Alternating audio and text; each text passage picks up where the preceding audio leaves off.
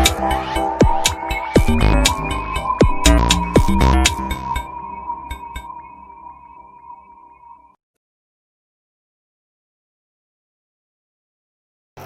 saudara-saudara, jumpa lagi dalam renungan untuk hari ini. Dan hari ini kita akan bersama-sama merenungkan firman Tuhan yang diambil dari kitab Markus pasal 4 ayat 30 sampai ayat 34. Mari bersama-sama sebelumnya kita berdoa, minta pertolongan Roh Kudus. Mari berdoa. Bapa, kami bersyukur karena Engkau begitu baik. Engkaulah sumber kekuatan kami. Engkaulah sumber pemelihara hidup kami. Engkaulah yang selalu menghibur kami, dan Engkaulah yang selalu memberikan kepada kami hikmat dan pengertian dalam menapaki kehidupan yang ada di hadapan kami. Firman-Mu ya Bapa akan kami baca dan renungkan. Bersabdalah, karena kami sudah siap untuk menerimanya. Di dalam nama Tuhan Yesus Kristus, firman yang hidup, kami berdoa. Amin. Saudara-saudaraku, Injil Markus pasal 4 ayat 30 sampai ayat 34 berbunyi demikian. Katanya lagi, dengan apa hendak kita membandingkan kerajaan Allah itu? Atau dengan perumpamaan manakah hendaknya kita menggambarkannya? Kerajaan itu seumpama biji sesawi yang ditaburkan di tanah. Memang biji itu yang paling kecil daripada segala jenis biji yang ada di bumi. Tetapi apabila ditaburkan, ia tumbuh dan menjadi lebih besar daripada segala sayuran yang lain dan mengeluarkan cabang-cabang yang besar, sehingga burung-burung di udara dapat bersarang dalam naungannya. Dalam banyak perumpamaan yang semacam itu, ia memberitakan firman kepada mereka sesuai dengan pengertian mereka, dan tanpa perumpamaan ia tidak berkata-kata kepada mereka, tetapi kepada murid-muridnya ia menguraikan segala sesuatu secara tersendiri.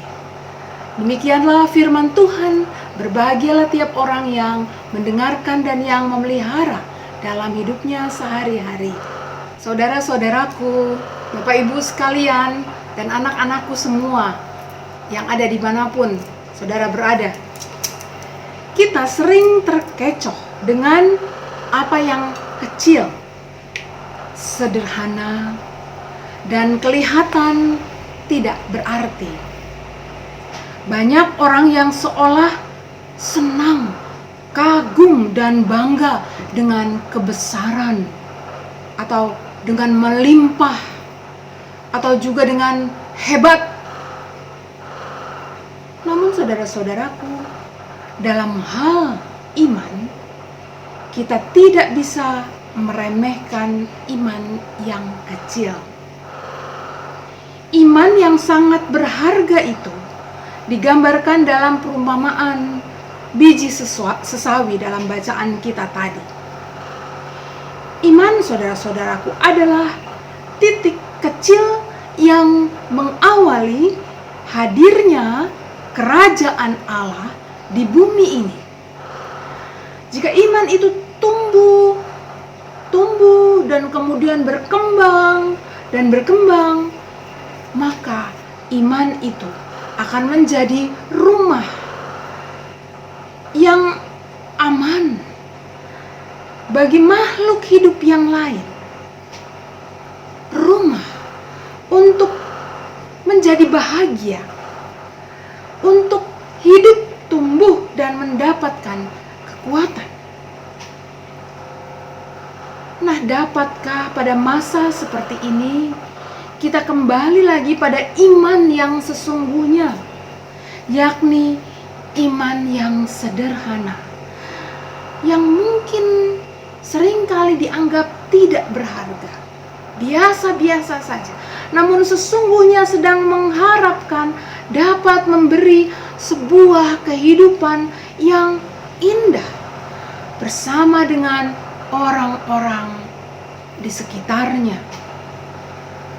Iman kecil dan sederhana ini adalah iman yang tidak hanya memperhatikan atau mengutamakan keuntungan yang besar, keselamatan diri sendiri melulu, atau hanya memperhatikan hal-hal yang sifatnya besar dan lahiriah. Melainkan saudara-saudaraku, iman yang menunjukkan bahwa hidup diri sendiri menjadi berharga ketika ada kehidupan yang lain yang didukung dan dibangun. Saudara-saudaraku, iman kecil dan sederhana ini kini mestinya mengusik kita, yang pada masa ini kita seringkali lupa bahwa cara kehadiran kita dimanapun kita berada tidak lagi soal saya senang, saya nyamannya begini, saya nikmatnya begini, atau saya sehat kok, saya melulu.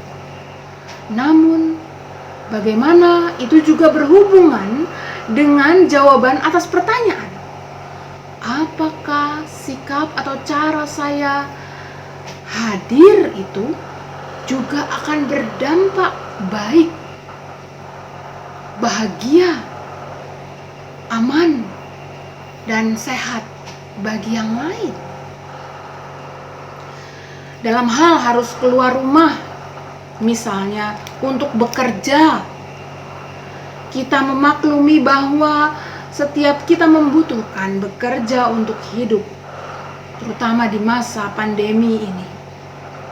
Namun apakah di masa pandemi ini semua kerja kita juga dibarengi dengan sikap memperhatikan sesama? Kita menghendaki bahwa dengan bekerja atau dengan berinteraksi dengan sesama itu akan menguntungkan kita dan membuat kita tetap hidup. Namun bersamaan dengan itu, apakah kehadiran kita di tengah interaksi dengan sesama itu juga membawa kebaikan buat mereka? Saudara-saudara, dalam hal di atas, di masa pandemi sekarang ini, jika kita tidak menghendaki orang lain mengidap COVID-19, maka saudara-saudara, jalannya adalah kita membayangkan bahwa kita ini OTG. Kesadaran bahwa kita bisa menjadi penular, itu berarti bahwa kita tidak mau membawa keburukan kepada sesama. Dan kemudian membuat kita dengan ketat ingat dan mau melakukan 3M itu. Memakai masker atau kacamata atau face shield, menjaga jarak, dan menjauhi kerumunan.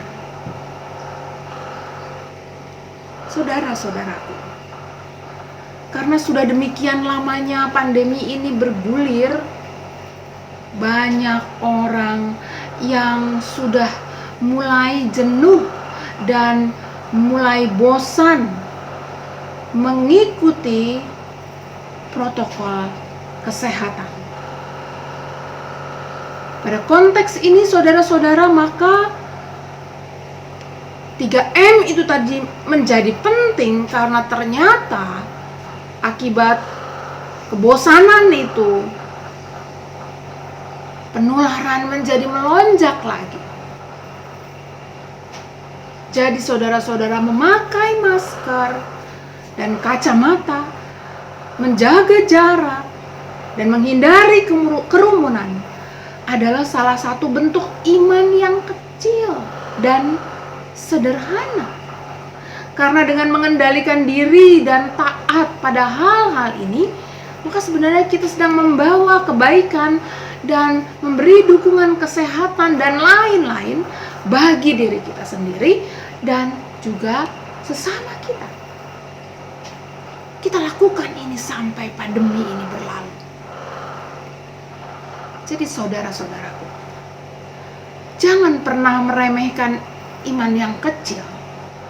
Selama iman itu kita bawa dan lakukan dengan tekun dan setia, maka biarlah Tuhan yang menyuburkannya, Tuhan yang menumbuhkannya menjadi kerajaan Allah, di mana ada suasana yang setiap orang di dalamnya dapat berdiri dengan riang, bersyukur, bernyanyi bagai burung yang berkicau dan bertengger di dahan pohon yang kokoh. Saudara-saudaraku, demikianlah renungan kita hari ini. Tuhan memberkati saudara-saudara sekalian dan saya juga. Amin.